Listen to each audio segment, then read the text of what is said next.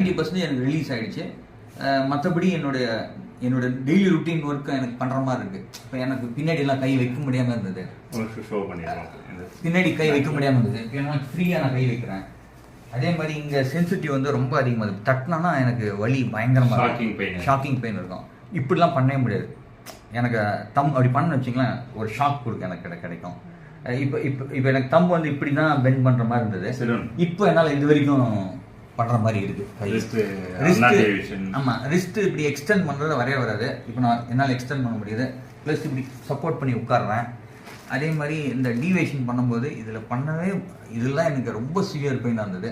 இப்போ பார்த்தீங்கன்னா நீங்களே பார்க்கலாம். இப்போ நான் வச்சேன்னா எனக்கு ஈஸியாக இருக்குது, பெயின் ஃப்ரீ ஆகிடுச்சு எனக்கு. ஸோ அந்த இதுதான் நான் ஃபீல் பண்ணுறேன். அதான் சொன்ன மாதிரி நீங்கள் ஃபிசியோவாக இருக்கலாம், டாக்டராக இருக்கலாம், நீங்களே வைத்தியம் பண்ணிக்க முடியாது. சரியான ஆளை